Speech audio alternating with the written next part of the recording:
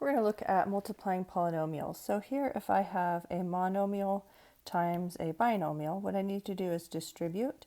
So I'm going to take that 3x times the 2x. So 3x times 2x, and then you get to multiply your numbers. So 3 times 2, because you could commute that 2 out to the front. So we would get 6, and then x times x would be x squared. And then we're going to do the same thing with the 3x times the 5. And if you can just do this in your head, that would be great. So multiply your 5, would commute out to the front, so your numbers get to multiply there. So you'd get 15x.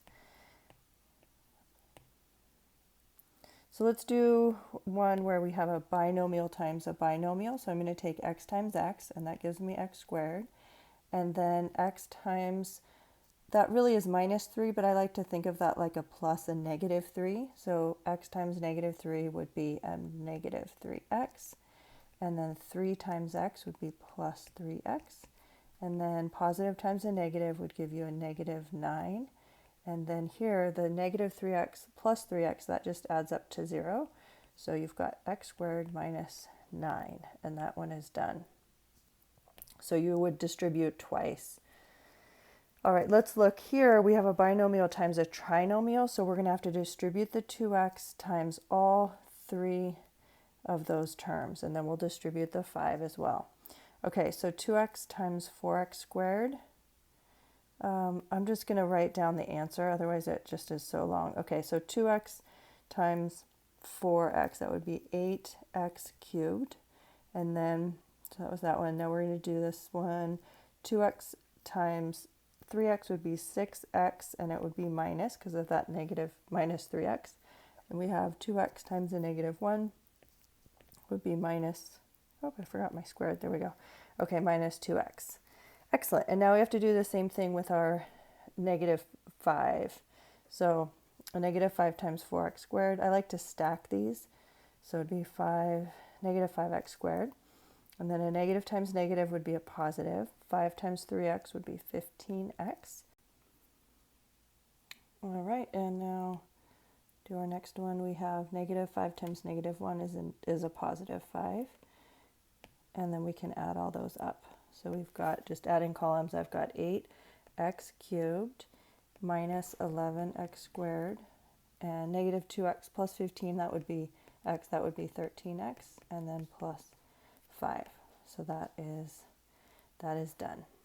So you just go ahead and distribute until you hit the end of the parentheses, and then you're done. Okay, I'm going to give you a minute to try these on your own, and then we can look at them. So go ahead and pause the video and see how you do.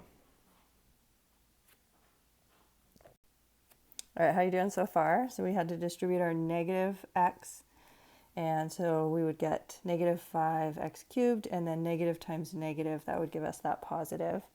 And then here, this is really close to the one we did before, but before we had x plus 3 times x minus 3.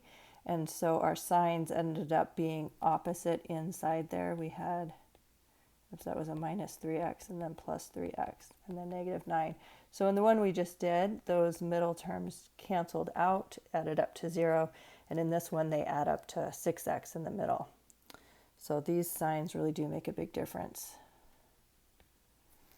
All right, now just be careful. Here's my hint on this one, is this actually means, so 2x minus 7 quantity squared means 2x minus 7 times itself. So if you didn't do it that way yet, go ahead and fix your work and then pause the video again and let's see how you do.